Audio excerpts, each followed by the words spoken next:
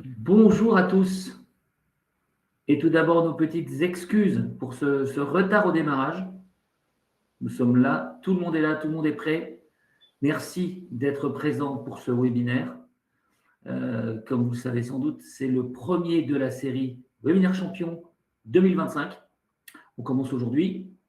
Et puis, je pense que vous allez passer un très très bon moment avec notre partenaire Piano et avec Michel Curec de Multiverse Computing. Sur un petit rappel d'organisation. Alors, on va basculer sur le slide suivant. Voilà, donc moi je suis Christian Gautreau et je suis le coordinateur de relations entreprises du pôle systématique. Et donc, comme je vous le disais, on a une semaine très chargée, très intense. 5 champions cette année. On commence avec Multiverse. On aura ensuite BlueMind, Enchanted Tools, Colibri TD, Idexi et on termine en beauté avec Vessora vendredi. Voilà. Donc, qu'est-ce qu'un champion systématique? Donc, le programme champion existe depuis un certain nombre d'années. Le principe du champion, c'est d'abord les équipes opérationnelles des différents hubs. Vous connaissez l'organisation du pôle. On a des hubs technologiques, on a des enjeux.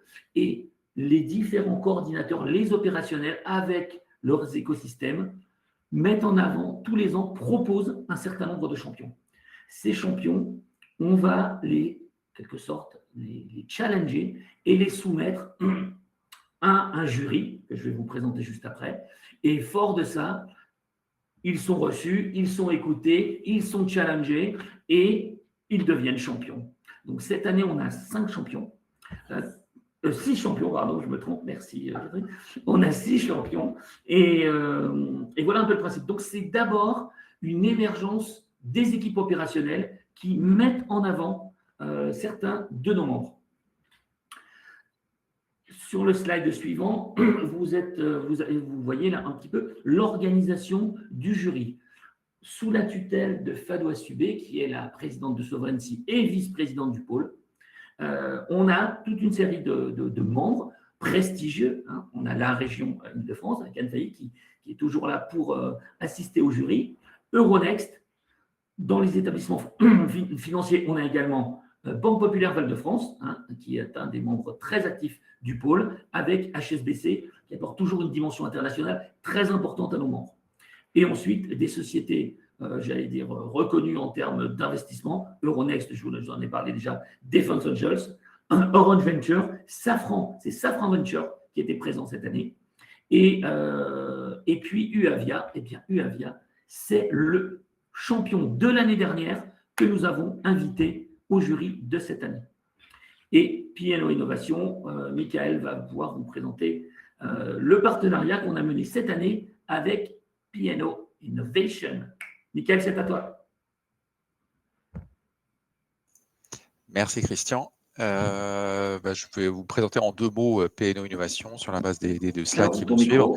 Parce qu'on ne t'entend pas. Et là, c'est mieux? Est-ce que c'est mieux ou pas? On ne t'entend toujours pas. On t'entendait tout à l'heure, mais on ne t'entend plus. Si, on entend, on entend. Ah, et il a disparu. Il disait qu'on entendait très bien. Est-ce que là, vous m'entendez? Vous m'entendez? Oui, exactement. Bon, c'est parce que je ne m'entends pas moi, mais bon, tant que vous m'entendez, c'est le principal. Donc, en quelques mots, c'est très bon. est un groupe de conseil européen, donc spécialisé en stratégie appliquée à toute la problématique des financements publics pour les activités de recherche et développement des entreprises. Donc, un groupe de 650 personnes présent sur une dizaine de pays qui existe depuis environ une quarantaine d'années et qui accompagne aujourd'hui plus de 4000 structures. Et donc, nous intervenons vraiment sur, alors en centrale, le montage de projets et de dossiers de réponse à des dispositifs de financement public, des appels à projets, des aides, des subventions, mais pris de manière extensive. Est-ce qu'on peut aller sur le slide suivant, puisque, eh bien, au vu de la sélectivité de ces dispositifs d'aide, le PNO intervient en amont notamment sur la base des bases de données, de publications, de projets financés, de brevets, pour vraiment positionner au mieux ces projets de R&D dans leur domaine, dans l'écosystème, avec leurs partenaires pour leur donner un maximum de chances d'être retenus, d'être financés. Mais nous intervenons aussi en aval pour s'assurer dans la mesure du possible que ces projets aboutissent à des succès technologiques, à des innovations qui trouvent leur marché pour générer des revenus pour les entreprises et l'économie européenne via une intervention aussi sur la gestion de ces gros projets, la coordination administrative et financière et aussi des études. Nous sommes parfois partenaires de ces projets et y réalisons des états de l'art, des analyses de la concurrence, des business plans, des stakeholder analysis, des dissemination plans ou expansion plans en fin de projet. C'est peut-être des termes qui parlent aux gens qui ont déjà pratiqué les projets européens. Voilà, je vais m'arrêter là pour laisser la place à Michel et parler plus particulièrement de l'entreprise. Très bien, merci Michael. Effectivement, donc le partenariat est plutôt fructueux. Et pour rappeler aussi que P&O, donc dans le cadre de ce partenariat, offre généreusement à tous nos champions un grand scan qui leur permet d'aller plus profondément dans les besoins qui vont faire que l'entreprise va pouvoir monter en puissance sur ses projets européens et sur les différentes spécialités que P&O peut proposer. Donc, merci encore, Michael, pour ce partenariat et j'espère qu'il sera fructueux dans le temps. Un rappel pratique. Donc, bien sûr, chers auditeurs, vous avez toute latitude à poser des questions tout au long de la présentation. Ces questions, nous les prendrons, vous les posez dans le chat, très simplement. Nous les prendrons en fin de présentation. Je le reprendrai et je les poserai à Michael ou peut-être également à Michel plutôt et à Michael. Et puis, eh bien, ils répondront. On n'a pas de limite de temps, donc allez-y sur vos questions. On peut tenir des heures, donc allez-y, n'ayez pas peur. Toutes les questions sont bonnes à prendre.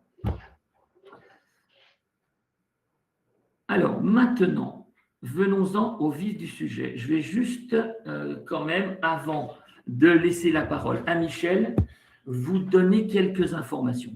Ces informations, quelles sont-elles? Pourquoi le jury a particulièrement été séduit, impressionné par la présentation au titre de champion de Multiverse Computing? Tout d'abord, on doit remercier mon cher collègue Daniel Vert qui, avec son hub, a mis en avant Multiverse Computing et l'a proposé au titre de champion. Le jury a travaillé le dossier, un dossier a été constitué, bien sûr. Le jury a particulièrement apprécié une capacité unique de lien entre l'IA, l'optimisation et le quantique.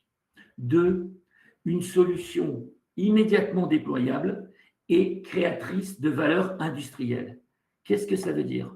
Ça veut dire que une excellence scientifique reconnue, en particulier sur la maîtrise de pointe des réseaux de tenseurs. Qu'est-ce que ça permet? Ça permet un gain spectaculaire en performance, en optimisation énergétique, en particulier sur les grands modèles d'IA.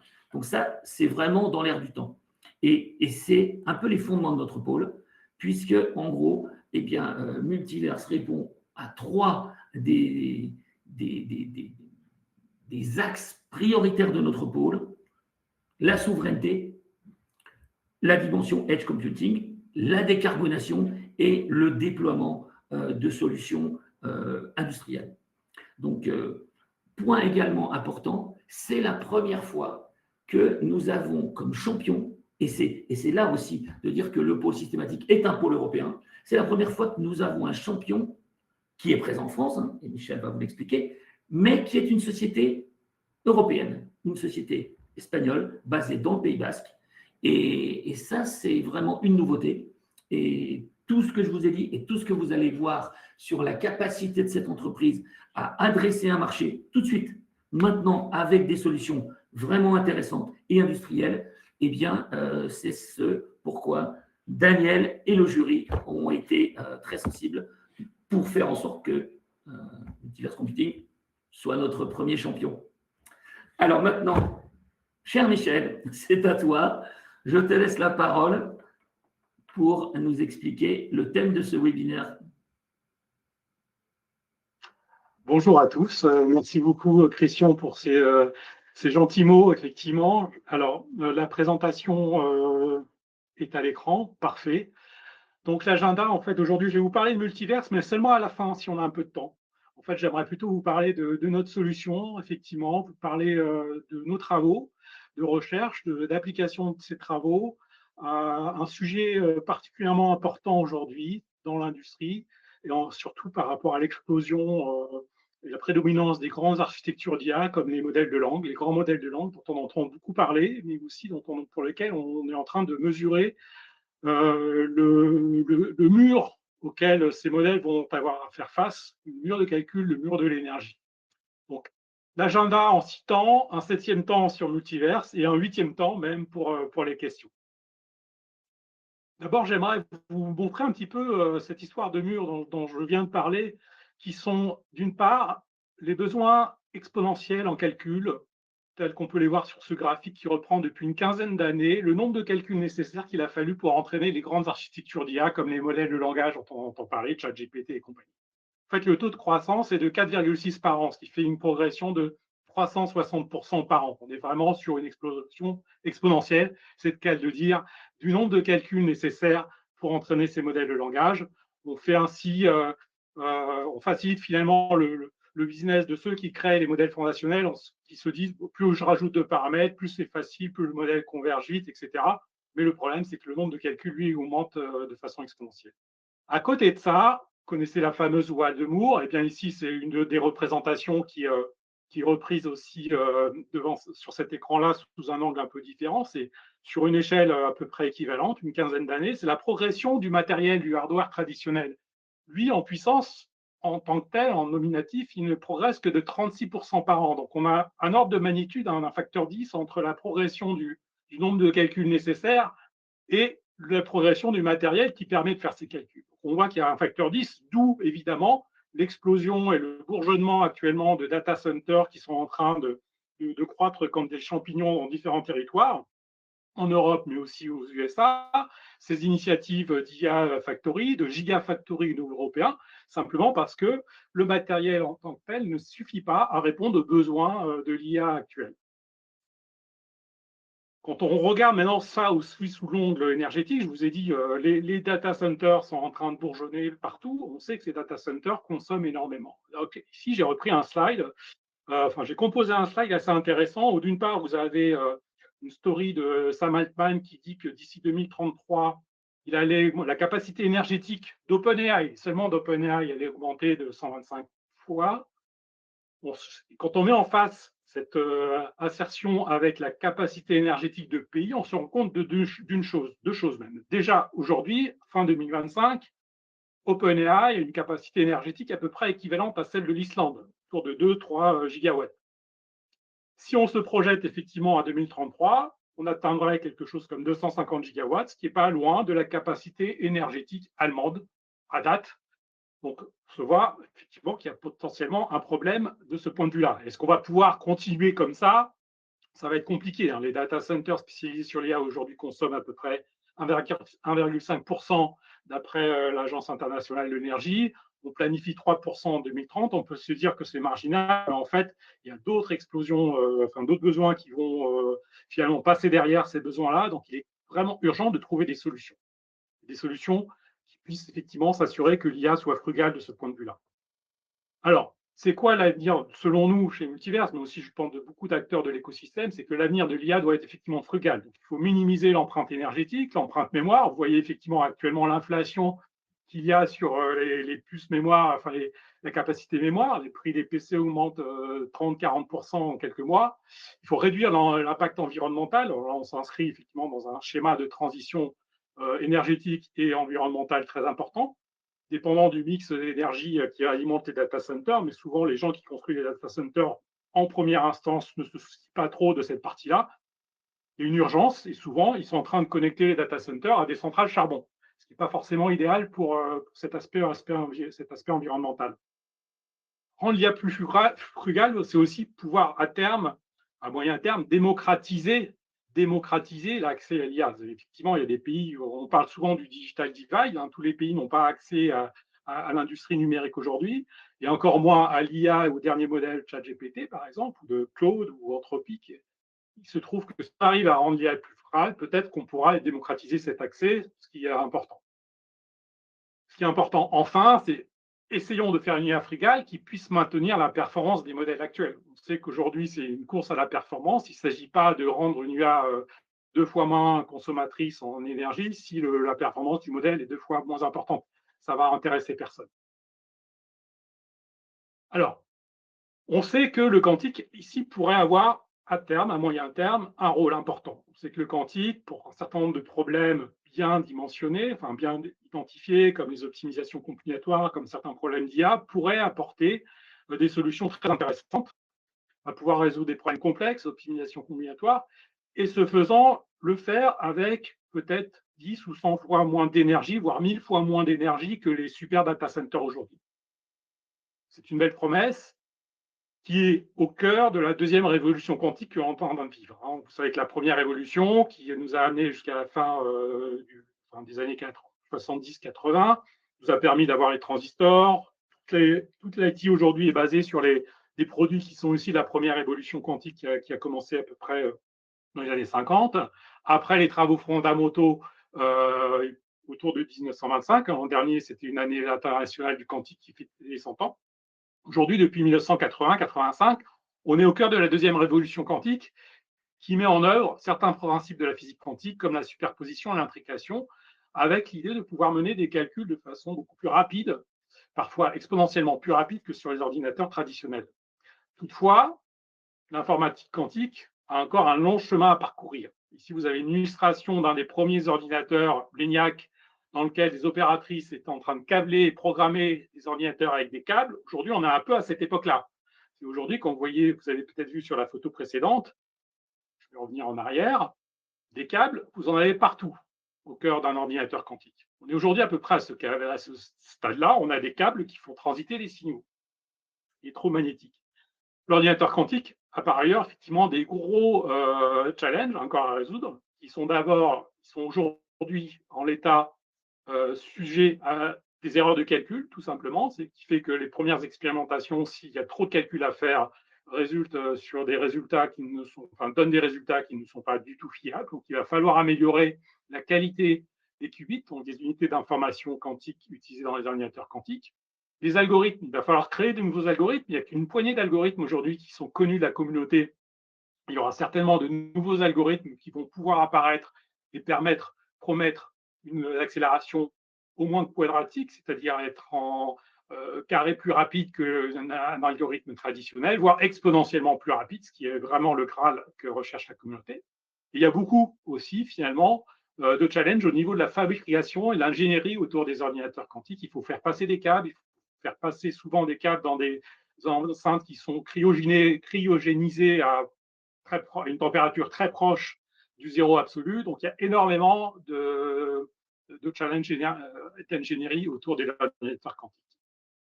Alors, qu'est-ce qu'on peut faire en attendant? Alors, je reprends ici une BD qui est assez intéressante puisqu'elle reprend un peu le principe de superposition du quantique. Est-ce que le projet d'ordinateur quantique avance ou pas? En fait, oui. Est-ce qu'on peut regarder? Oui, c'est un peu tricky de vous montrer un ordinateur quantique. C'est un peu le chat de Schrödinger. Il est là, il n'est pas là. Il va venir, c'est clair, j'en suis convaincu.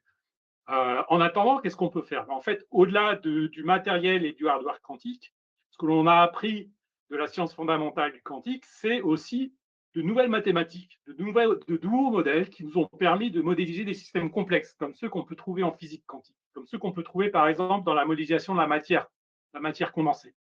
Ces modèles mathématiques, en fait, ce sont des mises en œuvre de formalisme qui peuvent être utilisés finalement sur du matériel traditionnel. Et quand on fait ça, on va appeler ça des algorithmes inspirés quantiques, et c'est un des points forts de Multiverse Computing.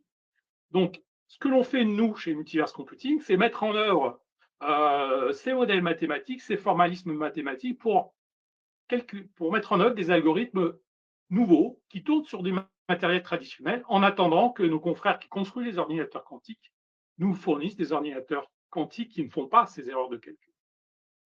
Alors, comment on peut mettre… Alors, déjà, effectivement, un exemple de ce qu'on appelle, d'un formalisme qui est utilisé en physique quantique et qu'on qualifie d'inspiré quantique. Mais il y en a plein d'autres. Hein. Celui-ci est particulièrement intéressant.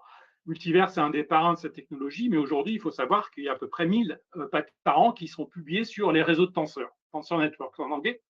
Donc, c'est une méthodologie qui permet de modéliser des tenseurs. Alors, les tenseurs, c'est une notion de structure en multidimension, et de décomposer ces tenseurs en structures beaucoup plus petites, lesquelles sont liées par des opérations arithmétiques. Comme les tenseurs ont une structure plus petite, on va pouvoir mener ces calculs sur des architectures de calcul plus petites.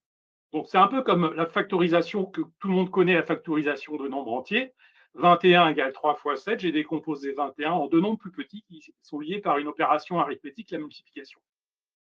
Si vous avez un exemple tel qu'on peut le mettre en œuvre en physique quantique, par exemple, effectivement pour la matière condensée, il y a énormément de chiffres à calculer, la fonction d'onde, il y a un ensemble de chiffres que l'on met dans une structure multidimensionnelle, une génération d'une matrice.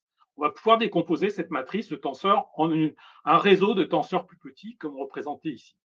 Eh bien, qu'est-ce qui se passe en IA quand on fait de l'entraînement de grandes architectures d'IA, de deep learning, où il y a des centaines de milliards de paramètres, voire des milliers de milliards de paramètres, comme on peut imaginer être le cas pour les grands modèles de ChatGPT actuellement. Les derniers modèles qui sont privés, on ne sait pas exactement combien il y a de modèles, mais certainement dépasser le trillion de paramètres, pour reprendre la terminologie anglo-saxonne.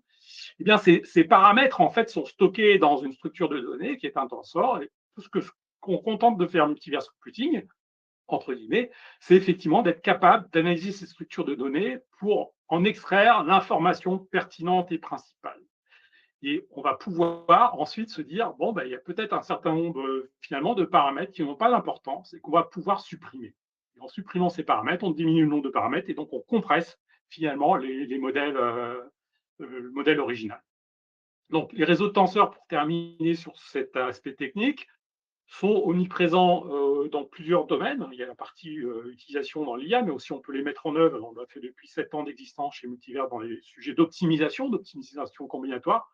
Les réseaux de tenseurs ont des algorithmes associés, par exemple, pour calculer des minimums d'énergie, mais aussi des minimums de fonctions, que ce soit des fonctions de logistique, par exemple, ou des fonctions d'optimisation de portefeuille. On est capable d'utiliser ces algorithmes à base de réseaux de tenseurs. Ils permettent aussi, du coup, d'allouer des ressources de façon optimale. Et surtout, comme le dit tout à l'heure Christian, on a un impact aujourd'hui dans le monde réel, puisqu'on n'a pas à attendre que les ordinateurs quantiques soient disponibles pour les mettre en œuvre. Et en particulier, la mise en œuvre que je vais vous présenter maintenant, c'est dans le cadre de tout ce qui est apprentissage profond, donc deep learning. Et cette mise en œuvre est liée directement au modèle de langage dont on parle beaucoup actuellement. Donc, qu'est-ce qu'on fait chez Multivers? On a développé une suite logicielle qui s'appelle Compactify, qui utilise les tenseurs et d'autres techniques mathématiques largement utilisées en physique quantique pour compresser les grandes architectures d'IA en réduisant le nombre de paramètres. On compresse non seulement l'empreinte mémoire, mais en compressant le nombre de paramètres, on compresse le nombre de calculs. Et donc, finalement, on va diminuer largement les besoins en énergie. Donc, limiter les besoins en énergie, c'est aussi limiter l'empreinte environnementale en fonction du mix énergétique. Les modèles ont besoin moins de calculs pour donner un output. Donc, comme il y a moins de calculs, la réponse va arriver plus rapidement. Donc, on a une inférence beaucoup plus rapide. S'il s'agit de réentraîner de modèles, on va être aussi capable d'entraîner plus rapidement. On a besoin moins de GPU, moins de stockage. Et puis, il y a cette question de confidentialité qui est importante pour beaucoup d'acteurs des secteurs régulés, par exemple. Et par exemple, certains de nos clients sont dans le domaine bancaire. Il est hors de question d'envoyer des emails de confidentialité C3 ou C4 sur un cloud Google ou AWS ou ChatGPT. Il faut garder ça en interne. Donc, comme les modèles que l'on fournit sont compressés, ils nécessitent moins d'investissement, moins de CAPEX, et finalement, une entreprise va pouvoir déployer ces modèles avec sa propre infrastructure en interne, sans qu'il y ait aucune connexion finalement à l'externe, et l'entreprise va gagner en confidentialité par rapport à cette contrainte, et de facto aussi en souveraineté, aussi, puisqu'ils ne vont plus forcément dépendre d'un cloud extérieur. Finalement, la compression des modèles, au-delà du déploiement sur ce qu'on appelle on-premise, sur un réseau interne, peut viser le déploiement peut viser finalement du edge ou des téléphones mobiles. J'en parlerai tout à l'heure. On peut compresser des modèles à une taille telle qu'il peut tenir sur un petit dispositif physique totalement indépendant, par exemple, de l'Internet. Alors, Compactify, comment ça fonctionne? En fait, c'est une suite logicielle qui suit un processus de compression. Aujourd'hui, on part de modèles open source, open weight, qui sont disponibles sur Hugging Face. Il y a des centaines de milliers de modèles, mais c'est toujours à peu près toujours les mêmes modèles dont on entend parler aujourd'hui. C'est les modèles par exemple de Meta, qui sont open source, Meta a contribué largement à l'open science du côté des modèles de Qwen, des modèles chinois, des modèles DeepSeek, des modèles Microsoft qui sont open source, certains modèles de Mistral, des modèles d'OpenAI aussi. OpenAI a fourni à la communauté scientifique de modèles open source de très bonne qualité, GPT-OSS. Donc on part du modèle, on a un outil de profiling qui va regarder toutes les couches de l'architecture de modèle pour analyser la sensibilité de chacune de ces couches. Certaines couches sont plus sensibles, en particulier au début du réseau, au début de l'architecture, plus qu'à la fin. Donc, on définit le schéma de compression, on lance la compression. Une fois que le modèle est compressé, il perd de la performance. On fait après un processus de guérison, c'est healing en anglais. Donc, en fait, c'est un processus de fine-tuning qui permet de récupérer la précision du modèle original, voire de récupérer une précision supérieure au modèle original. Lorsqu'on va faire ce fine-tuning sur un dataset spécifique aux besoins du client, on va avoir un modèle compressé capable de répondre avec une qualité meilleure à des questions spécifiques du client par rapport au modèle original qui était un peu générique. Ici, je vous ai mis en exergue aussi à droite. Le QR code vous permet d'accéder. D'une part, un papier séminal qui date de 6-7 ans maintenant, une douzaine d'années sur le réseau de tenseurs, qui est un des premiers papiers écrits par notre Chief Scientist Officer Roman Horus. Et puis le papier qu'on a publié en 2023 qui expliquait effectivement comment Compactify marche. Et à l'époque, on avait compressé le modèle Llama 2, l'ancienne génération de Llama, à hauteur de 80-93%, en ne perdant que 2% de précision. Donc ça, c'était 2023. Depuis, on a compressé une vingtaine de familles de modèles. Ça inclut les modèles de langue, bien sûr, mais aussi des modèles de vision. Par exemple, les modèles de la famille YOLO, ce sont des modèles qui se prêtent très bien à des compressions de 50% sans qu'aucune précision de perte de performance n'apparaisse. Donc ici, vous avez en exergue quelques familles, Meta, c'est Facebook, OpenAI avec ses modèles, DeepSeek, des modèles de Hugging Face, des modèles Microsoft, des modèles Qwen, certains modèles de Mistral.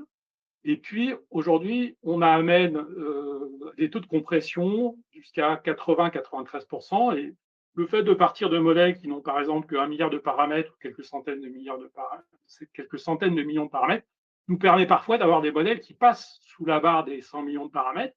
Et ce type de modèle fonctionne très très bien sur des petits CPU type Raspberry Pi ou sur des microcontrôleurs type Arduino. On arrive à faire fonctionner certains modèles de vision en language model sur des contrôleurs Arduino, comme on en a fait une démonstration récemment lors du Mobile World Congress à Barcelone. Et puis, on a présenté récemment deux modèles qui sont issus de la famille, de la compression de modèles OpenAI, une compression de 50%. C'est Hypernova qui a ce qu'on appelle un mixture of experts qui fait 60 milliards de paramètres. Donc, le point de départ a été un modèle à 120 milliards. Et Blackstar, qui a 10 ou 12 milliards de paramètres, qui est la compression de GPT-OSS, 20 milliards de paramètres. J'en parlerai tout à l'heure. Quelques résultats par rapport à différentes métriques, différents axes. D'abord, la rapidité. Alors, ici, vous avez des exemples. Ce sont des résultats qui ont été benchmarkés par un organisme tiers qui comparait notre modèle multiverse que vous voyez ici sur les différentes barres en rouge par rapport au modèle original. Et puis, au intermédiaire, vous avez une méthode de compression qui est la quantisation, qui n'est pas une méthode qui permet de réduire le nombre de paramètres. Elle ne permet de réduire que l'empreinte mémoire. Donc, vous voyez qu'à gauche, c'est la considération rapidité du modèle. À gauche, c'est le temps que met le modèle à générer son premier mot, son premier token après que vous ayez fait un prompt. Plus c'est bas, mieux c'est. Et vous voyez qu'effectivement, en compressant un modèle ici, partant sur Llama, par exemple, 70 milliards de paramètres, notre modèle compressé est à hauteur de 80%. On gagne 50%, 53% en termes de rapidité de réponse sur le premier mot. Vous avez à peu près le même facteur pour le modèle Phi de Microsoft. À droite, c'est le nombre de tokens, le nombre de mots générés par seconde. Là, plus c'est haut, mieux c'est. Et puis, on voit qu'on retrouve ce facteur 2 en rapidité de réponse par rapport au modèle original. Ça, c'était l'angle rapidité de réponse. Je vous ai dit tout à l'heure, c'est important aussi, je pense que c'est une des raisons pour la raison que le pôle était séduit par notre offre, c'est la question efficacité et durabilité de cet aspect compression des modèles. Et bien ici, vous avez effectivement mis en avant la consommation électrique au niveau des différents composants d'un ordinateur, ça peut être le CPU, la RAM, la mémoire ou le GPU. Vous voyez que le gain, eh bien, il est de l'ordre de 50%, voire 50 à 60% suivant les modèles. Et à droite, bon, vous avez l'usage mémoire, qui lui est largement réduit aussi. L'économie d'énergie, elle est prouvée, et tellement prouvée d'ailleurs que nos partenaires, Soprasteria, a pris nos modèles et a indépendamment de nous benchmarké le modèle et confirmé ce gain énergétique par rapport au modèle original non compressé. Un dernier angle qui est important, évidemment, vous allez me dire, c'est bien beau de compresser, mais est-ce que mon modèle est aussi bon que le modèle original? Ben, ici, vous avez quelques métriques relativement récentes sur le benchmarking des modèles des LLM et tout un art. Sur, par exemple, effectivement, point de départ sur l'AMA à 8 milliards de paramètres, vous voyez que les modèles compressés en rouge, hein, toujours sur ce graphique, n'ont pas à rougir, c'est le cas de le dire, des modèles originaux non compressés.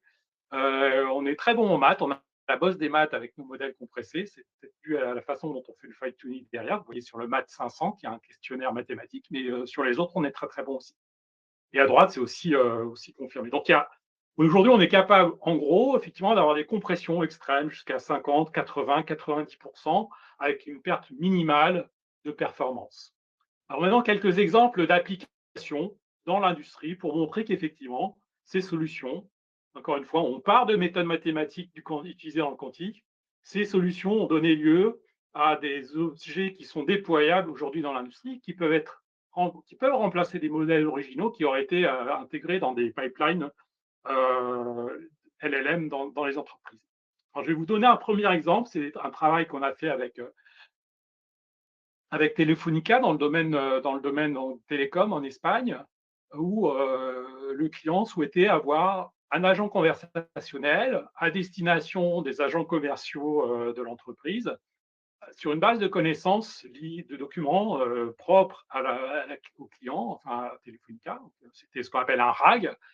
Et on a montré comment finalement on avait pu, en compressant un modèle de départ qui était encore l'AMA 3.8b, réduire la taille du modèle à hauteur de 60% en nombre de paramètres, plus un peu de quantisation, ce qui nous a permis d'atteindre 80% de compression en termes de mémoire.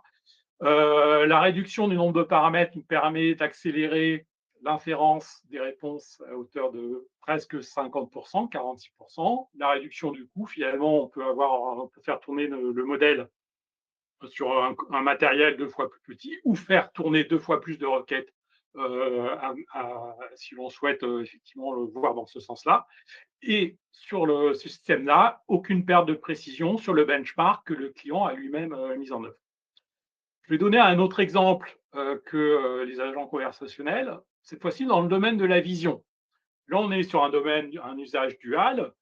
On a travaillé dans le secteur de la défense avec une organisation qui souhaitait voir comment les modèles compressés pouvaient limiter le coût de mise en œuvre d'un système qui analyserait à l'échelle d'un territoire, d'un pays entier, plusieurs centaines de milliers de kilomètres carrés,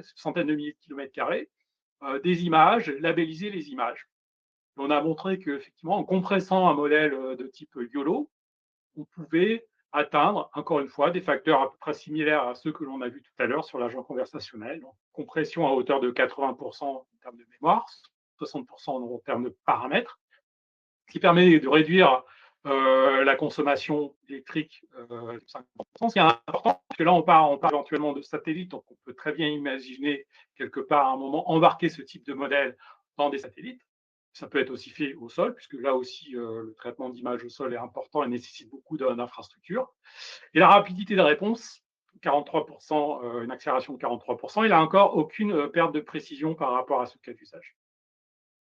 Un autre exemple sur l'imagerie, là, c'est avec un constructeur automobile. Là, on est sur des taux de compression un peu plus petits. On est à 50% juste sur la partie paramètres. On n'a pas joué sur d'autres systèmes de compression. Il s'agissait d'accélérer, de voir dans quelle mesure on pouvait compresser et accélérer des systèmes de détection de piétons sur sur une bande optique classique et puis sur une bande infrarouge. C'est important effectivement de pouvoir réagir rapidement lorsqu'on détecte un piéton devant nous, lorsqu'on est embarqué dans un véhicule électrique, avec en plus la contrainte que vous n'allez pas pouvoir mettre 10 GPU dans le véhicule électrique. Donc il faut que le modèle soit par nature frugal et puisse effectivement répondre à cette empreinte limitée dans le véhicule électrique. À peu près les résultats qu'on retrouve de façon classique. Ici, on a une petite perte de 6%, mais qui est, suivant le client, n'était pas préjudiciable. On a quand même gagné 40% en termes de nombre de calculs nécessaires et on baisse la latence de 26%. Un dernier exemple sur une autre modalité qui est cette fois-ci la voix.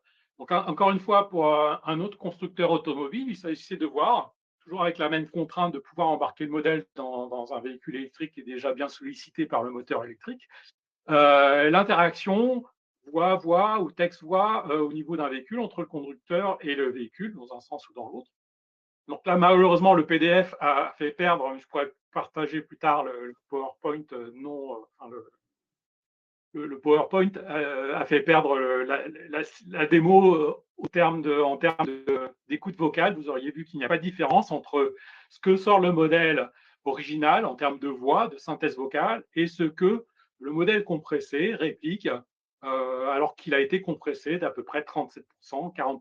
Il n'y a aucune perte de qualité audio dans ce modèle. Alors, j'avance et je vous montre maintenant deux autres produits qui sont issus d'une actualité très très récente. Le premier a été annoncé lors du Mobile World Congress il y a quelques jours. On a lancé une application Compactify qui est disponible. Vous pouvez la télécharger, que vous soyez dans un environnement iOS ou Android, depuis les stores correspondants. Donc, c'est une application qui a deux particularités intéressantes. D'abord, c'est qu'elle fonctionne sur n'importe quel téléphone mobile qui a au moins à peu près 6 gigas de mémoire. Moi-même, par exemple, j'ai un vieil iPhone 13 Pro Max qui a 4 ans, qui a 6 gigas de mémoire et l'application fonctionne dessus. C'est une chose, vous allez me dire. Mais elle fonctionne dessus aussi en mode avion. C'est-à-dire que quand j'ai aucune connexion Internet, je peux quand même lui demander des choses. Donc, c'est un peu à gauche, c'est peut-être écrit petit pour vous, mais l'utilisateur est dans son vol Paris-Philadelphie. Il arrive bientôt à Philadelphie. Il voudrait savoir ce qu'il va pouvoir faire en arrivant. Il n'y a pas de connexion Internet. Il est dans un vol économique. Il n'a pas de Wi-Fi. Le modèle répond directement sur le téléphone et peut guider le participant. Deuxième innovation, c'est que, imaginons qu'il retrouve sa connexion, il est à l'aéroport, le modèle a intégré aussi, l'application intègre un deuxième petit modèle qui fait office de routeur. Suivant la complexité du prompt, le modèle va décider, tiens, ça, je peux tout à fait y répondre sans faire appel à un modèle qui tourne dans le cloud sur Internet, soit il fait appel à ce modèle-là si le prompt est complexe. Donc ici, on a typiquement, alors, une application qui est destinée au grand public, mais qui a été mise en œuvre au départ pour des agents, par exemple Telefónica, ou pour d'autres agents du service public en Espagne, qui veulent effectivement une application qui puisse fonctionner dans des environnements un peu contraints. Lorsqu'il n'y a pas de GPS, on peut très bien imaginer effectivement que même des forces armées ou qui sont dans des environnements où ils n'ont pas accès à Internet puissent utiliser quand même cette base documentaire disponible, cette base de connaissances et le raisonnement qui va avec sur le téléphone. Une autre annonce qui a été faite il y a quelques jours, je vous ai parlé tout à l'heure de Hypernova 60B. On vient de sortir une deuxième version de ce modèle qui est donc issue de la famille de modèles de ChatGPT, de OpenAI, donc GPT-OSS 120B, compressé à hauteur de 50%. C'est un modèle dans lequel on a intégré et conservé dans cette version-là tout ce qui est appel des outils. Vous avez certainement entendu parler de l'IA agentique, la capacité de mettre en œuvre des orchestrateurs qui vont faire appel à des outils spécialisés. Pour ça, il faut avoir cette fonction d'appel à des outils, talk cooling, et cette fonctionnalité est native dans le modèle original de OpenAI. On a compressé le modèle et on a gardé cette fonctionnalité. Ici, vous avez des graphiques d'abord à gauche qui donnent d'abord la précision du modèle sur différents types de benchmarks. Vous pouvez regarder le vert et le bleu, qui est le bleu, le modèle original, le vert, le modèle Hypernova. Au milieu, vous avez un modèle de taille équivalente à notre modèle, voire un peu plus gros, de Mistral, et vous voyez qu'on n'a pas à rougir, on est voire meilleur que Mistral sur la plupart des benchmarks de ce point de vue-là. Et à droite, vous avez des benchmarks spécifiques pour tout le calling. On voit qu'on a un modèle qui effectivement répond correctement à cette contrainte d'avoir la capacité d'appeler des outils externes, avec encore une fois Hypernova, le vert le plus foncé, qui est la deuxième version d'Hypernova qu'on vient de publier sur GameFAQs. Ce modèle est open source. Ce modèle est disponible gratuitement. Vous pouvez l'utiliser, le télécharger et voir comment il fonctionne. Aujourd'hui, effectivement, on a beaucoup travaillé sur des modèles open source, donc il était normal pour nous de rendre aussi à la communauté un certain nombre de modèles open source. Si vous allez sur notre page de GameFAQs, vous allez voir un deuxième modèle que je n'ai pas documenté ici, qui est nos travaux sur le fait de pouvoir enlever la censure politique des modèles chinois. Et vous avez un modèle Qwen qui est disponible sur GameFAQs, dans lequel vous pouvez tout à fait poser des questions un peu délicates dans leurs réponses sur lesquelles les modèles chinois normalement ne répondent pas. Vous verrez que là, on a une réponse tout à fait correcte et en correspondance avec les standards occidentaux. Voilà un petit peu la synthèse de ma présentation. Donc, je vous ai montré un petit peu notre valeur ajoutée par rapport aux murs auxquels vont se confronter certainement les modèles actuels, d'où évidemment les autres optiques de créer de nouvelles architectures d'IA, c'est un autre sujet. On a vu la start-up de Yann Lequin lever 1 milliard sur d'autres paradigmes d'architecture, mais aujourd'hui, les architectures type transformer sont quand même celles que l'on trouve le plus. Le mur de l'énergie, on a parlé, effectivement, le foisonnement data center va créer des problèmes au niveau énergétique dans certaines régions. J'ai lu récemment qu'un data center, je crois, je ne sais plus si c'est en Irlande ou le fait d'ouvrir le data center a déjà augmenté d'1% le rejet de CO2 du pays. Ça semble marginal, mais ça reste quand même énorme. On sait que le quantique va pouvoir apporter des solutions, tant du point de vue calculatoire que du point de vue énergétique, mais le quantique n'est pas encore prêt tout à fait pour répondre à ces besoins spécifiques où il y a énormément de data, mais ça pourrait être le cas dans le futur. On a une approche très pragmatique chez Multiverse, c'est d'utiliser quand même des technologies inspirées quantiques, des technologies mathématiques qui n'ont pas besoin d'ordinateurs quantiques pour fonctionner, qui peuvent fonctionner sur du CPU, du GPU traditionnel, et c'est ce qu'on a mis en avant dans finalement notre approche avec Compactify. Il y a un deuxième élément que vous pouvez voir dans ce slide, qui est Singularity. J'en ai pas parlé, c'est un peu notre SaaS historique. C'est là la mise en œuvre vraiment d'algorithmes d'optimisation de machine learning avec la possibilité d'utiliser des ordinateurs quantiques en back-end. Cet outil existe toujours, mais je trouvais important de présenter à la communauté, aux auditeurs, ces nouveaux travaux Compactify qui sont vraiment au cœur de problématiques sociétales aussi, hein, on l'a dit, l'énergie et le rôle de l'IA par rapport aux besoins, aux différents problèmes industriels et sociétaux. Il me reste quelques minutes pour vous parler de Multiverse. Donc, Multiverse créé en 2019, leader mondial des technologies quantiques depuis lors. On est leader européen certainement. On a mené plus de 150 projets dans les domaines du quantique et de l'IA, spécialisés dans les réseaux de tenseurs, avec une expertise scientifique reconnue dans le domaine. Et on a toujours visé effectivement à avoir un impact industriel, d'où évidemment notre choix aussi d'utiliser du inspiré quantique, parce qu'on sait que ce type de technologie peut être déployé dès aujourd'hui et peut déjà impacter et justifier du retour sur investissement. Le siège est en Espagne. Rapidement, le Canada a été ouvert en 2020. Aujourd'hui, on est positionné sur ces pays-là. Je crois qu'il manque l'Italie que l'on vient d'ouvrir tout récemment. On a une forte propension à publier sur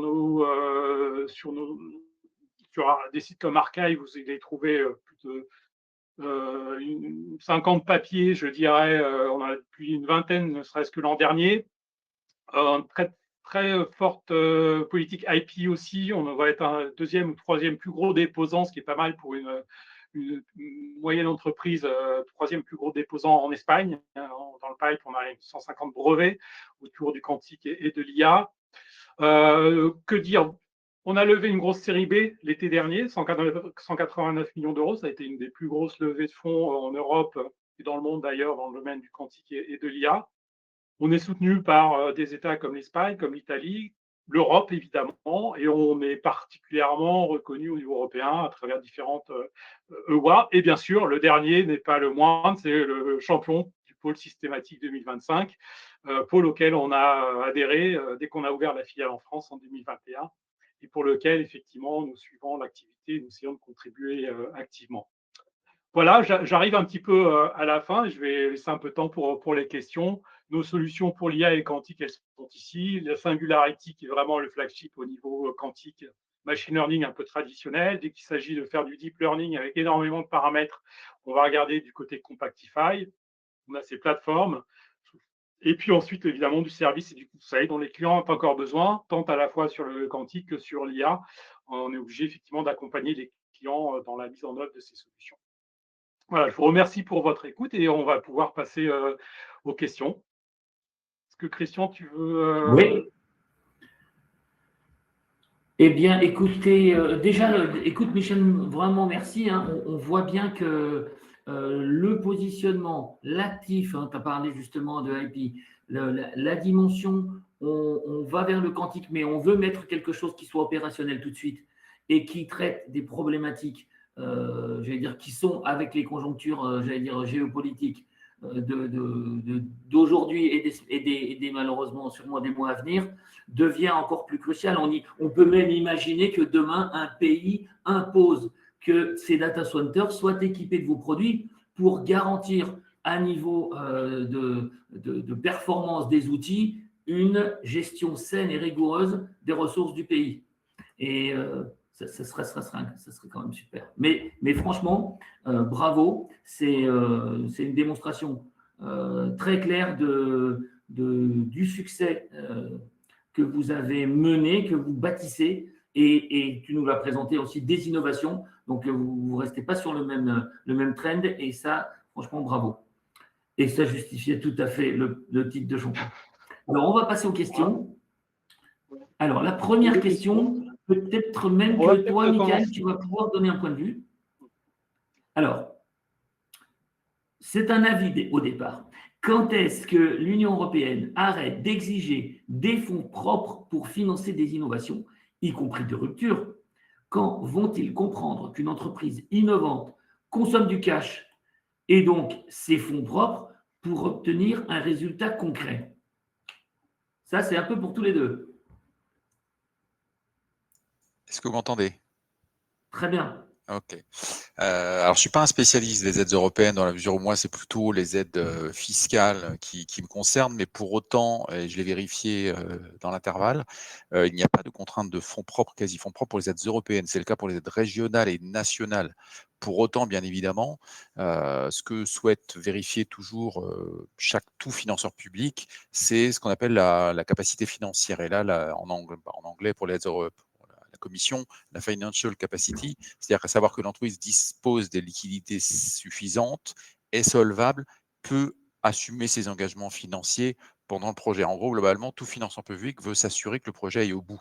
Alors, bien évidemment que aille au bout veut dire, ne veut pas obligatoirement dire que le projet va aboutir à un succès scientifique, technique, voire un succès économique, mais qu'au moins l'ensemble des partenaires et l'entreprise, même quand on n'est pas sur du collaboratif, ait les moyens d'engager des dépenses pour qu'on aille au bout du projet. Parce que si effectivement le projet s'arrête au milieu, ça, on est certain que ça ne sera jamais un succès et ça sera de l'argent, entre guillemets, perdu, que ce soit l'argent public qui aura été investi ou l'argent de l'entreprise. Donc, c'est la véritable contrainte fonds propres, quasi fonds propres, elle existe au niveau des aides régionales nationales, notamment les aides BPI. Et là, on parle d'une définition relativement précise. On parle du capital social, les comptes courants d'associés pour tout ce qui relève des quasi-fonds propres, les intérêts court terme, etc. Mais pour les aides européennes, ça n'est pas le cas. Mais effectivement, il y a tout de même des contraintes financières pour, à minima, que l'administration et là la Commission européenne puissent vérifier que globalement, le projet a les capacités et l'entreprise a les capacités d'aller au bout du projet. Mais s'il y a vraiment des questions un peu plus précises sur certains projets ou certains appels à projets spécifiques, globalement, vous pouvez toujours me contacter. Je ferai la mise en relation avec mes collègues nous contacter, on vous spécialisés mettra sur en les aides relation européennes. avec Michael.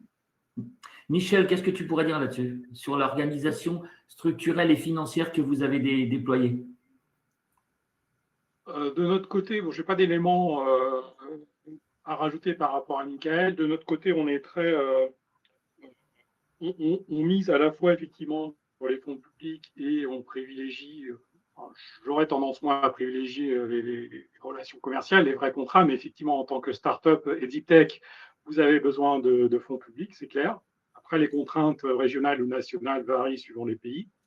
On est de notre côté très impliqué au niveau d'un certain nombre de projets européens, puisque là, il n'y a pas de contraintes. Mais effectivement, en France, je sais que beaucoup de nos confrères se sont heurtés à cette demande de la BPI, 50-50. On vous donne 50, mais vous devez apporter 50. Donc, c'est à peu près, malheureusement, la règle. Et on est obligé de fonctionner avec cette règle-là. Et effectivement, en fonds propres et quasi-fonds propres, c'est un peu plus contraignant, puisqu'en plus, il ne faut pas que ce soit, en gros, vous pouvez avoir de l'argent sur votre compte bancaire, mais malheureusement, ça n'est pas ça qui compte pour les aides régionales nationales. Quand vraiment on parle de compte courant d'associés bloqués, de capital social, d'emprunt court terme, ce genre de choses.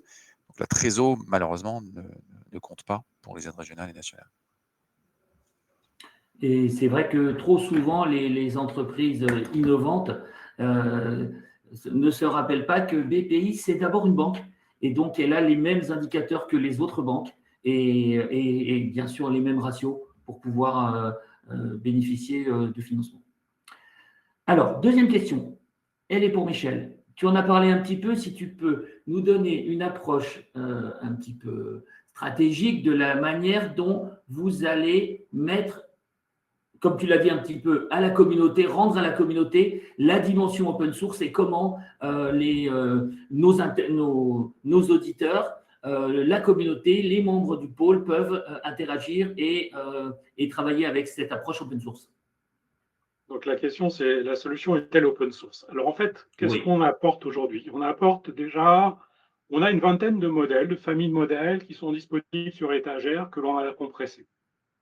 Parmi ces modèles, parmi ces familles de modèles, il y en a deux qui sont open source. Il y a le modèle Qwen compressé dans lequel on a enlevé la censure. C'est un exercice de style pour la recherche, montrer qu'il est possible d'enlever des biais dans des modèles après entraînement.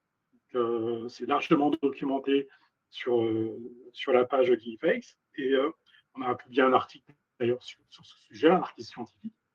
Et le modèle Hypernova 60B avec les fonctions de calling, le précédent, c'est la version précédente, sont disponibles aussi sur Uniface. Ce qui veut dire que une entreprise qui a déjà construit un pipeline dans lequel elle utilise un modèle open source, open weight, et il y en a plein, peut remplacer finalement, enlever ou mettre en parallèle l'utilisation de notre modèle compressé et faire la comparaison, s'il veut, avec le modèle original, sans que ça lui coûte quoi que ce soit, puisque on est sur l'open weight. Après, on reste une entreprise privée. Donc après, on va avoir des modèles qui sont disponibles sur des plateformes qui fournissent du GPU, par exemple, certains modèles qui sont disponibles sur AWS, qui sont disponibles avec un paiement à l'usage. Ou là encore, une fois, via une API standard, le client va pouvoir tester, intégrer nos modèles qui tournent dans le cloud, cette fois-ci, des modèles compressés qui coûtent beaucoup moins cher à l'usage que les modèles originaux. Il va avoir quand même non pas ici en gain en CAPEX, mais un gain en OPEX. Il va pouvoir utiliser ces modèles de façon beaucoup plus économique que les modèles originaux, ces modèles tournant dans le cloud. Ces modèles aussi peuvent être fournis au client. S'il veut les intégrer dans son propre cloud sur on-premise, on peut lui fournir le modèle, mais cette fois-ci sous forme de licence à l'usage ou en durée. Et puis ensuite, la solution Compactify. Compactify, je vous ai dit, c'est une suite logicielle. Et jusqu'à présent, c'était une suite propriétaire qu'on utilisait pour compresser des modèles. On peut faire de la compression à la demande. Les clients peuvent avoir créé un modèle et se heurter à une barrière énergétique ou de temps. On peut l'aider, l'accompagner dans la compression. L'outil Compactify en lui-même, on est en train de créer une plateforme, ça va être annoncé dans quelques jours, une plateforme qui sera disponible et déployable dans des infrastructures cloud ou on-premise, qui va permettre aux participants, aux acteurs de la plateforme de compresser eux-mêmes les modèles qu'ils veulent compresser, d'avoir accès aux modèles déjà compressés, de mettre en œuvre une librairie d'évaluation qui est intégrée dans la plateforme. Ce sera vraiment une plateforme très large où on est capable finalement de déployer la plateforme chez un cloud provider qui n'a pas cette connaissance-là. Il y en a très peu finalement d'entreprises qui sont positionnées sur la compression. J'en connais que très peu. Et on va aller au-delà de ça, on va proposer la plateforme de compression, l'outil de compression dans le sein d'une plateforme qui va être déployable, et là sous forme de licence. Donc, ça va être annoncé dans quelques jours, je pense. Ça, c'est très intéressant parce que ça va permettre effectivement à tous, soit les providers, soit les entreprises qui seraient intéressées par cet équipement et qui n'ont pas les compétences ou qui n'ont pas toujours la possibilité de faire travailler ou de mettre un budget de professional service, de se familiariser et de commencer à pouvoir compresser par elles-mêmes. Ça, c'est un vrai point intéressant. Pour l'instant, je dirais que sur un client sur 10 nous a demandé d'avoir accès à l'outil de compression lui-même. Mais Oui. c'est vrai que le besoin s'est souvent exprimé par la mise en œuvre d'un POC sur un modèle compressé qui était le modèle cible. C'est par exemple un modèle sur lequel le client a beaucoup travaillé et qui voudrait optimiser en termes de rapidité, par exemple. Donc ça, il y a beaucoup de demandes dans ce cadre-là, mais je pense que ce faisant, notre solution faisant être connue, il y aura certainement beaucoup plus de demandes de groupes qui souhaiteraient avoir à demeure un outil de compression comme le nôtre. Très bien, merci. Question 3. Vos modèles compressés sont-ils accessibles, par exemple, sur Hugging Face? Oui, alors j'ai répondu. Déjà, on a actuellement 2 modèles compressés sur Hugging Face qui sont téléchargeables sous différents formats. Les modèles compressés sont accessibles via une API standard, soit en hébergement. Enfin, les modèles compressés sont hébergés sur AWS. Encore une fois, vous pouvez les héberger sur votre propre infrastructure informatique et y accéder par la même API sans problème. Très bien, voilà, c'est un peu aussi l'ordre de la question numéro 4. À quel endroit la compression d'un modèle est-elle réalisée? Chez les clients ou chez Multiverse? C'est ce que tu as déjà un petit peu expliqué. Et est-elle faite à façon pour chaque client ou peut-elle être réutilisée par un autre client? C'est un point important. Idem pour la phase de RAG. Alors, je ne suis pas certain que j'ai répondu à la première question, en fait. À quel endroit la compression du modèle est-elle réalisée? C'est une question importante, puisqu'il y a beaucoup de clients qui se posent la question, ne serait-ce que de modèles, par exemple, qu'ils auraient eux-mêmes construits, ou de la data qui aurait été utilisée pour construire les modèles, et des questions de propriété intellectuelle. C'est une question importante. Donc, effectivement, on peut déployer des ingénieurs, ce qu'on appelle les FDE, Forward Deploy Engineers, sur site, pour aider sur site à créer un modèle compressé avec nos outils au sein même de l'infrastructure du client. On peut répondre à ce besoin-là. On a eu quelques demandes de ce point de vue-là. La plupart des modèles que l'on a fait jusqu'à présent, et je vous ai parlé de la vingtaine de familles de modèles compressés, on l'a fait en partant de modèles open source, téléchargés depuis Hugging Face sur notre propre infrastructure avec nos propres ressources de calcul. Quand il s'agit effectivement d'exploitation industrielle, on s'adapte aux besoins du client et on est capable effectivement de travailler sur site avec un client sur un modèle spécifique pour lequel la data ou le modèle sont sensibles. Dans ce cadre-là, évidemment, suivant l'IP autour du modèle, on va se refuser d'utiliser ce modèle-là pour un autre client. Par contre, si c'est un modèle qui était disponible sur étagère, ce modèle peut être adapté à un besoin spécifique d'un client. Et après, c'est juste une question de négociation d'exclusivité, évidemment, si c'est un besoin très spécifique. Pour le RAG, c'est pareil. En fait, le RAG en lui-même, c'est l'architecture. La base documentaire spécifique finalement à l'industrie, aux clients. Donc là, le problème en théorie est un peu moins délicat, mais évidemment, c'est une question auquel il faut penser techniquement lorsqu'il s'agit de mettre en œuvre nos modèles compressés au sein d'une pipeline d'IA au sein d'une entreprise. Merci. Alors, question 5. Là aussi, tu avais donné quelques éléments, mais tu vas pouvoir compléter. Concrètement, peut-on déployer en local, sur une machine lambda, un des cas d'usage comme le RAG Telefonica? Il faut installer un logiciel. Est-ce que l'application Compactive AI fonctionne-t-elle sur Linux, Ubuntu ou Windows? OK. Alors, le déploiement, en fait, ce qui est intéressant, c'est d'une part, à la différence d'acteurs comme Meta ou Mistral, qui publient aussi maintenant ce qu'on appelle les SLM, les Small Language Models. Donc, c'est des modèles Les acteurs, ceux qui construisent des modèles fondationnels, sont en train de se rendre compte qu'effectivement, il y a un problème par rapport aux gros modèles mastodontes dont on parle. Donc, ils commencent à sortir des familles de modèles de taille intermédiaire, de plus en plus petites.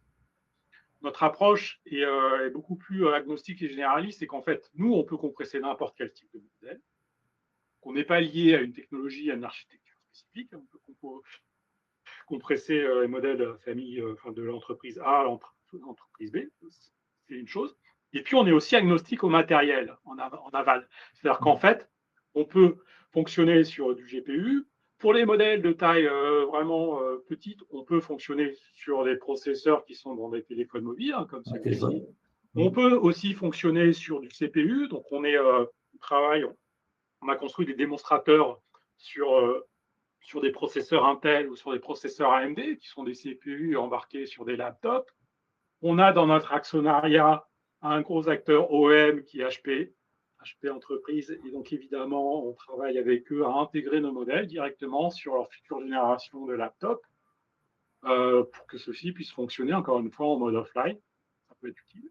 Et puis, vraiment, dans les cas extrêmes, au-delà du Edge, on a évidemment tout ce qui est embarqué sur de l'IoT ou sur des composants encore plus petits, ou dans des infrastructures qui ont des contraintes énergétiques ou de bandes passantes importantes. Je peux donner un exemple qui est public, c'est qu'on a travaillé sur un modèle de vision compressé, avec comme optique de pouvoir l'embarquer sur une carte programmable type FPGA, la carte étant elle-même embarquée dans un ballon stratosphérique. Donc, il s'agissait en fait d'embarquer un modèle au plus près de la data, donc les photos prises par le ballon, qui sont prises à un instant régulier. La plupart des photos ne sont pas exploitables, il y a une couverture nuageuse, etc. Donc, ça ne sert à rien de consommer la bande passante pour transmettre au sol les photos qui ont été prises et qui sont inexploitables au sol pour un opérateur. Donc, autant filtrer au maximum en amont, donc au plus près de la data. Donc, l'idée, c'est effectivement d'intégrer un modèle compressé et de le mettre dans une FPGA et de le mettre sur l'embarqué. Vous pouvez imaginer effectivement l'étendue de ce type de marché, que ce soit pour des usages civils que militaires. Donc, on est en fait, au niveau matériel, on est vraiment agnostique et c'est vraiment ce qui est intéressant de voir. Alors après, au niveau logiciel, pour faire fonctionner ces modèles compressés, en fait, ça va dépendre. On est sur les infrastructures classiques, on va fonctionner à partir du moment, par exemple, où un client utilise une interface comme VLLM, qui est une interface qui optimise le fonctionnement de modèle sur du GPU ou même sur certains ordinateurs. On peut prendre notre modèle en lieu et place du modèle original ou en complément et le faire fonctionner sur l'infrastructure. Après, il y a certains acteurs qui commencent à émerger, qui viennent proposer des GPU alternatifs à NVIDIA, par exemple. Et dans ce cas-là, parfois, le GPU ne supporte pas VLLM. Donc, ils ont fourni à ce moment-là une librairie différente qui est adaptée. Donc là, on est en train de faire le travail avec un certain nombre de partenaires d'adapter finalement notre propre API à leur infrastructure d'inférence. Ça peut dépendre des cas, mais tout ce qui est OpenVIMO, VLLM, Llama CPP sont des moteurs d'inférence classiques que l'on trouve dans l'industrie pour lesquels nos modèles peuvent tout à fait fonctionner. Après, il y a des nouvelles librairies un peu plus exotiques, mais qui viennent avec effectivement des cartes d'inférence plus exotiques qui apparaissent. L'application Compactify, alors, fonctionne-t-elle sur Linux ou Ubuntu? Alors, Compactify, non. Compactify, c'est l'outil de compression. Ça fonctionnera sur un environnement HPC, cloud. Je pense qu'effectivement, pour compresser un modèle quand même qui fait 70 milliards de paramètres, il vous faudra quand même un bon environnement de calcul. Donc, ça devrait fonctionner, mais voilà, je n'ai pas là une réponse très, très précise, mais pour peu qu'effectivement, ce soit l'environnement qui est mis en œuvre, je pense que c'est du Linux aussi, on va fonctionner sur Linux. Techniquement, je ne vais pas pouvoir répondre plus spécifiquement. Je ne vois pas de difficulté particulière. Merci pour ta réponse. Question suivante. Une approche. Alors, hop, attendez, je vous demande juste que je ne me trompe pas. Voilà. Question 6. Une approche non intrusive dans les use cases P2P. Je ne comprends pas trop la question. Alors, Euh, ça, je pense que ça doit parler des… la personne qui a posé cette question, si vous voulez la compléter, et on la reprendra juste après. Et comme ça, on bascule sur la suivante. Avez-vous évalué l'impact sur la cybersécurité des modèles compressés? alors, c'est un sujet intéressant. On a travaillé. Alors, il y a un certain nombre de benchmarks qui sont adaptés à ces questions de cybersécurité. Je ne vais pas pouvoir répondre de façon extensive, mais le type de travaux qu'on a fait, alors, c'est un travail assez intéressant sur lequel nous n'avons pas encore publié.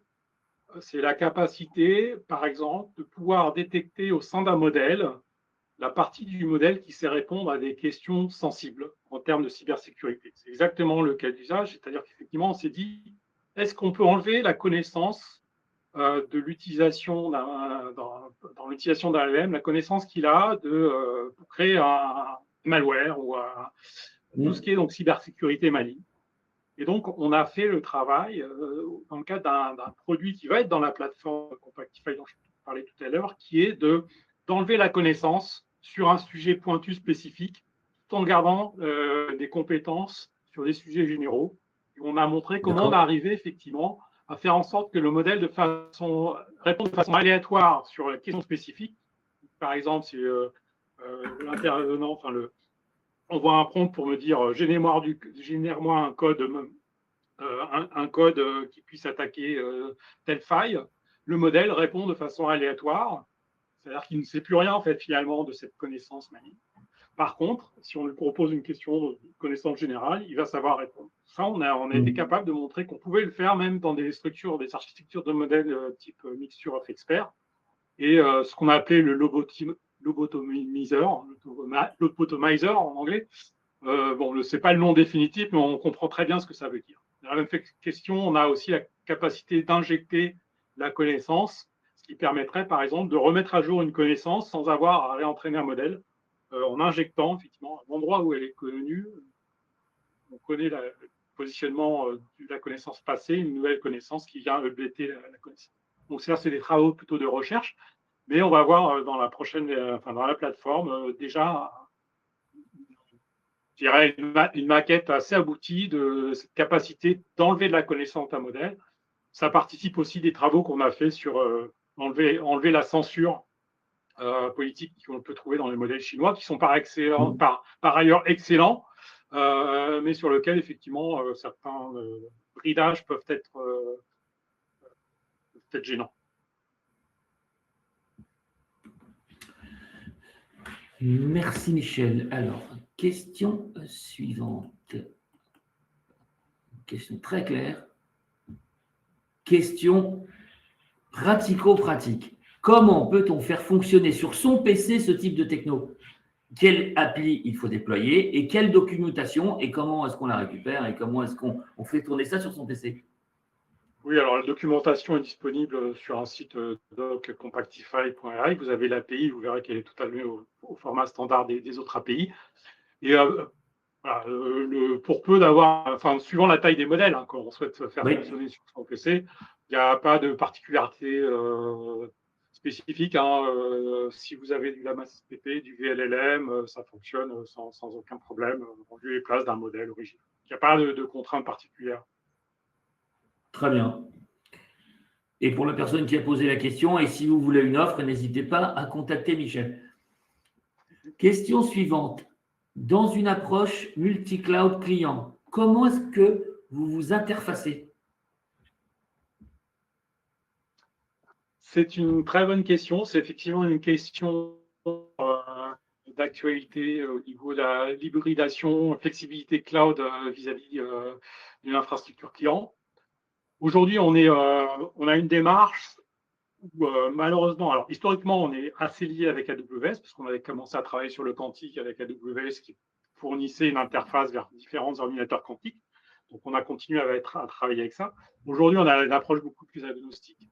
C'est que d'une part, on a des discussions avancées dans le cadre de différentes initiatives en Europe autour des Gigafactories. Donc, on se rapproche aussi d'acteurs européens et français cloud souverain en particulier, parce que c'est une question importante. À partir du moment où finalement les clouds visés peuvent faire tourner un modèle, s'il s'agit de faire tourner le modèle dans le cloud, on va pouvoir effectivement, je pense, avec l'orchestration chez le client, il y aura de toute façon, pour lui, ça va être indifférencié de envoyer la requête sur un tel cloud ou tel cloud. S'il s'agit effectivement d'avoir un cloud on-premise qui fonctionne en plus avec des clouds externes, si l'objectif c'est de faire tourner le modèle en interne, le routage, je ne suis pas expert du cloud de ce point de vue-là, mais je ne vois pas trop de difficultés particulières. On travaille beaucoup sur la partie orchestration. J'ai donné l'exemple tout à l'heure pour ça même d'un téléphone mobile. Je pense qu'on peut tout à fait aussi réfléchir à une architecture qui convienne aux clients qui a ce besoin-là. Merci Michel. Je vais juste revenir sur la question qui portait sur une approche non intrusive dans les use cases. Je pense que c'est peer-to-peer. Je ne sais pas si la personne… Non, Catherine, non. Pas de nouvelles de la personne qui a posé la question. Ouais, mais peer-to-peer, mais je ne vois pas trop ce qu'il entendait par approche non intrusive. Si cette personne est là et qu'elle n'hésite pas à donner un petit complément. Sinon, moi, j'avais une question un petit peu plus générale sur le marché. On a compris beaucoup d'IP, des use cases déployables dès maintenant. Mais que fait la concurrence, Michel? Alors, la concurrence, elle est quand même, elle est là, hein, puisque je citais tout à l'heure. Voilà, certains fournisseurs de modèles fondationnels commencent à fournir des modèles de taille intermédiaire, voire des small language models, des SLM. Donc, ça existe en France, ça existe en Europe, et puis Meta ou Qwen sortent des petits modèles aussi, en Chine et aux USA, que ces modèles existent là. Des outils de compression comme le nôtre qui sont agnostiques à la fois au modèle et au matériel, il y en a très peu. Bon, en citer un ou deux, mais je préfère pas. Non, il y a très peu d'entreprises qui ont compris ce parti de la compression. Oui, c'est ça qui est intéressant. Oui. Surtout avec le niveau de performance que l'on atteint. Il y a différentes méthodes de compression. Il faut savoir qu'on n'a pas inventé le concept de compression chez Multiverse. La communauté s'est intéressée à la question depuis bien longtemps. Tout à l'heure, sur quelques graphiques, vous aviez vu un bar chart qui était intermédiaire dans sa couleur rose, qui était la quantisation. J'expliquais la quantisation, c'est adapter le format des nombres à un format plus petit, donc qui en stockage nécessite moins de place et éventuellement aussi qui nécessite essentiellement moins de mémoire pour le calcul. La quantisation permet de gagner de la taille, mémoire, éventuellement accélérer, mais vraiment si le calcul se fait sur du matériel idoine. Mais ce n'est pas la seule technique. Il y a d'autres techniques, comme une qui s'appelle le pruning, qui est intéressante, puisque justement, ça va me permettre de parler d'un confrère qui s'appelle Pruna.ai, qui est une petite start-up intéressante franco-allemande, qui fait du pruning. Alors, le pruning, c'est l'élagage en français, c'est effectivement être capable de, disons, mettre à zéro des poids, les cases dans ma structure de tenseur qui sont très proches de zéro. Je veux dire, tout ce qui est proche de zéro, je le mets à zéro. Et donc, après, je peux dire, j'élague, et puis ça me fait gagner autant de paramètres que autant de zéro que j'ai pu. Le problème avec ce type de technologie, si vous le faites de façon totalement naïve, c'est qu'au-delà de 10 ou 20% de nombre de poids gagnés, les performances du modèle s'écroulent. C'est documenté. Notre approche, qui consiste à enlever des paramètres, est remarquable puisqu'on peut aller jusqu'à 80-90% sans que les performances ne bougent. Tout ça parce que notre approche issue de la mécanique quantique est capable de regarder les endroits où les poids, même s'ils sont très proches de zéro, il se peut que ces poids soient très corrélés à d'autres poids. Le fait de les mettre à zéro va faire s'écrouler la logique du modèle. C'est cette capacité de voir les corrélations même à des distances assez longues. En physique, ça s'appelle l'intrication. En physique quantique, c'est l'intrication. Et les réseaux de tenseurs permettent de modéliser l'intrication d'une certaine façon. C'est cette mise en œuvre de technologie qui nous permet de faire de l'élagage de façon intelligente. Et notre technique de compression, ce qu'il faut voir, c'est qu'elle est complémentaire d'autres techniques de compression. Tout à l'heure, je vous disais qu'on a des taux de compression de 80-90%. On fait de la compression avec ces réseaux de tenseurs, et puis derrière, on va gagner 10 ou 20% encore en faisant de la quantisation. On arrive à mettre en avant des taux de compression de 80-90% en mémoire. La plupart du temps, c'est 60% en termes de paramètres gagnés, et en mémoire avec de la quantisation. Et on est capable, comme ça, c'est des méthodes, certaines méthodes sont vraiment complémentaires, orthogonales, on pourrait les appliquer les unes après les autres. Et les méthodes qui sont mises en œuvre pour les modèles de vision, je vous ai montré plusieurs cas d'usage où il s'agit d'analyser des images satellites, sont des méthodes qui peuvent être différentes des méthodes mises en œuvre pour la compression de LLM. Donc c'est vraiment au cas par cas et suivant l'architecture des modèles de départ. Parfait. Alors, une question qui est arrivée entre-temps. Est-ce une lecture seule pendant le traitement? Tu vois ce que ça peut vouloir dire? Non, alors ce que je peux dire, c'est qu'en fait, une fois que… Alors, il y a deux aspects dans un modèle, hein. Il y a la phase entraînement, pré-entraînement. Le modèle est ensuite éventuellement fine-tuné pour différentes applications. Par exemple, modèle instruct, souvent sont les modèles qui sont destinés, qui partent d'un modèle de base et qui sont spécialisés pour être utilisés dans des agents conversationnels. Donc, en fait, nous, ce que l'on fait, c'est qu'on part de modèles préentraînés, on applique notre technologie. À la fin, on a un modèle compressé qui peut lui-même adapter à une phase, à être adapté pour être mis en œuvre dans un agent conversationnel. Une fois que le modèle est compressé, de toute façon, il est tel quel. Et je ne sais pas si c'est la partie lecture. En fait, le modèle va répondre au prompt. Donc, c'est juste la phase d'inférence qui est accélérée et qui va prendre bénéfice finalement de la compression. Après, un modèle compressé peut aussi être à son tour fine-tuné ou quelque part réentraîné. Donc le réentraînement des modèles est aussi quelque chose d'intéressant. Ça, on l'avait mis en œuvre il y a déjà bien longtemps pour des modèles qui n'étaient pas des modèles de langage ou de vision. C'était des modèles qui avaient 1 ou 2 millions de paramètres. Des modèles utilisés par exemple dans la finance pour faire l'évaluation d'instruments financiers complexes. On a travaillé, c'est public, donc je peux en parler avec Créer École sur ce sujet-là. On avait montré que comment des modèles de réseaux de neurones denses traditionnels, je dirais, qui commençaient à être mis en œuvre par le Créer École, pouvaient voir leur taille divisée par 3 par l'utilisation d'une modélisation sous forme de réseau de tenseurs. Donc, on divisait par 3 le nombre de paramètres, de modèles qui avaient à la base 1 million de paramètres, on descendait à 300 000 paramètres. Donc, le modèle était 3 fois plus rapide ensuite, tant dans l'entraînement que dans la phase d'inférence d'exploitation. Ça a été vraiment le début c'était une preuve initiale que notre technologie pour compresser les architectures d'IA fonctionnait très bien. Puis, de fil en aiguille, avec l'arrivée de ChatGPT, l'explosion autour du nombre de paramètres des grands modèles, on s'est rendu compte que l'architecture, enfin notre vision, notre processus fonctionnait aussi pour ces grandes architectures de langage. Très intéressant. Eh bien, on va arriver au terme des questions. Moi, j'avais juste un petit complément à te demander. Profitons de notre auditoire. Si toi, Michel, tu disais, voilà, sur tel métier, sur telle approche, je cherche un partenaire, je cherche un cas d'usage pour lancer un projet. On a bien vu déjà que vous étiez sur vraiment plein de sujets, hein, et ça, c'est ça qui est fascinant. Mais qu'est-ce qui manquerait à l'équipe Multiverse Computing France pour aller chercher encore un projet plus intéressant? Appel à nos auditeurs.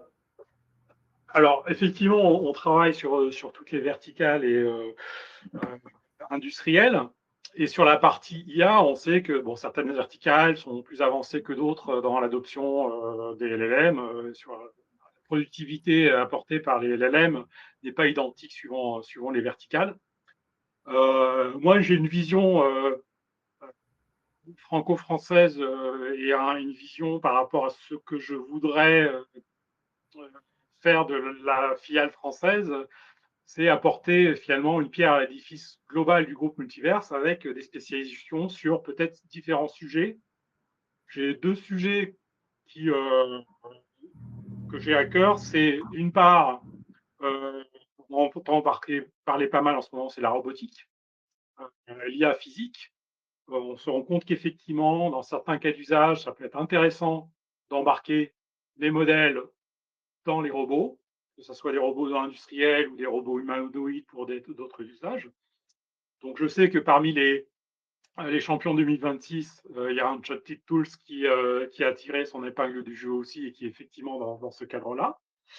Et le deuxième sujet, c'est, je vous ai montré plusieurs cas sur l'analyse d'image, c'est l'observation terrestre, l'observation de la Terre, sur lequel je pense qu'on peut aussi créer en France un pôle français multivers spécialisé sur ce sujet-là. On a le CNES en France, on a des interactions assez fortes avec l'ESA, on a un certain nombre de boîtes bien implantées qui font ça aussi. Je pense que le sujet de la compression, que ça soit pour du traitement de l'image embarquée ou pour accélérer le traitement au sol, est intéressant et pourrait faire l'objet de partenariats dans le cadre d'appels d'offres nationaux, régionaux, pourquoi pas, nationaux et puis européens. On est très enclin chez Multiverse à collaborer dans le cadre de consortiums à différentes échelles. On a énormément de projets en cours au niveau d'Horizon Europe ou Euro-HPC. On vient de finir 2 packs quantiques cette année avec 2 acteurs de la finance. On réfléchit à mettre en œuvre d'autres packs quantiques. On a voilà, à peu près ce que je peux vous répondre. S'il y a 2 axes majeurs, effectivement, moi, de mon point de vue, sur la robotique, sur l'IA physique ou l'IA embarquée et sur tout ce qui est observation de la Terre. Et bien voilà 2 belles sources d'inspiration pour notre public. En rappelant que le pôle systématique porte aussi toute une série une base d'essai sur le drone qui typiquement est tout à fait adapté pour faire une observation et d'imaginer des projets comme tu le disais. Ce sera la dernière question et après il n'y en aura plus. Une fois le modèle compressé, comment l'utilise-t-on? L'outil fournit-il un code C, un Unix, un modèle PyTorch? Alors, on a fait en sorte que sur les LLM, on soit le plus standard possible. Oui. Voilà. Sur des cas spécifiques d'autres modèles, je sais qu'on a livré des formats type ONNX, donc format générique qui peut, en particulier sur l'embarqué, et sont des choses intéressantes. Le code C, je pense que au départ c'était ça, mais comme c'était pas vraiment standard, on l'a laissé un peu de côté. Donc c'est vraiment, on reste encore une fois flexible puisqu'on accompagne les clients sur les besoins. Donc après les équipes techniques peuvent adapter la livraison d'un modèle. Mais voilà ce que je peux répondre à ce stade, à connaissance des choses qui sont faites. Merci Michel. On arrive au terme de ce webinaire. D'abord, merci à tous ceux qui sont là encore pour écouter toutes ces explications, pour tous ces sujets qui ouvrent le champ du possible de solutions embarquées, d'économie d'énergie, de souveraineté, quelques-uns des points qui sont très importants pour le pôle et pour tout notre écosystème. Donc, bravo encore Multiverse Computing. Michael, tu veux juste ajouter un petit mot pour conclure ce webinaire? Non. Comme je disais, voilà, si vraiment les gens ont des questions sur notre offre et ce que nous pouvons faire pour les aider sur les problématiques que nous traitons, qu'ils n'hésitent pas à vous contacter et on se fera un plaisir de passer du temps avec eux de manière gracieuse au départ pour répondre à ces premières questions. Ça, c'est beau, ça, c'est beau. Et tu l'as bien compris, Michael, sur le sujet de la robotique et de l'approche d'analyse d'image, si tu as des partenaires, des clients qui sont intéressés, tu sauras les mettre en relation avec Michel pour lancer des bons consortiums et sans oublier le pôle systématique, bien sûr, pour aller chercher des financements sur des cas d'usage. On essaye d'aider. Messieurs, un grand merci. Je vais juste rappeler à notre auditoire que dès demain, Nous aurons aussi une très belle séance avec BlueMind sur l'approche souveraineté, sur l'approche open source. Et je vous invite à être présent demain parce que ce sera très, très intéressant. Demain également, Enchanted Tools. Là, c'est vraiment une approche de la robotique très particulière que nous allons vous présenter. Le mercredi, ce sera Colibri TD, aussi une approche autour du quantique qui a été mis en avant par le pôle. Le 19, ce sera IDEXI, une solution vraiment très, très intéressante en termes de cybersécurité et d'usage que vous allez découvrir ou mieux découvrir pour ceux qui ne la connaissent pas. Et puis, on va terminer en beauté avec Vessora, qui est un des grands fleurons, un des grands acteurs de la dynamique semi-conducteur en Île-de-France et aussi au niveau national. Et on aura, à la fin de cette semaine, balayé 6 belles aventures, 6 beaux champions. Et puis, pour vous, auditeurs, si vous êtes membre du pôle, si vous avez des relations, bien sûr, et que vous estimez que vous pourriez être champion 2026, eh bien, n'hésitez pas à solliciter votre coordinateur qui saura vous écouter et faire remonter votre technologie dans la liste des futurs champions. Messieurs, un grand merci. Merci Et beaucoup. Voilà, juste pour rappeler que le webinaire sera dans quelques minutes disponible en replay. On a beaucoup d'écoutes pendant l'été. C'est toujours intéressant d'aller chercher de l'imaginaire et de l'information pendant l'été avec les webinaires champions de cette année et ceux des années précédentes. Donc, n'hésitez pas, tout est disponible sur notre site. Et voilà. Et je remercie Catherine qui m'a, comme toujours avec brio, organisé toute cette semaine des champions et le programme champion général. Eh bien, chers auditeurs, je vais vous laisser, nous allons vous laisser. Excellente fin d'après-midi et puis on compte sur vous dès demain. N'hésitez pas, de toute façon, vous avez les contacts du pôle. N'hésitez pas à nous contacter, à contacter Michel, à contacter Michael. Si vous voulez des adresses plus précises, on se fera un plaisir de vous les transmettre. Michel, Michael, excellente fin d'après-midi, à bientôt. Merci beaucoup, bonne soirée à tous. Au revoir. Au revoir, messieurs. Au revoir à tous les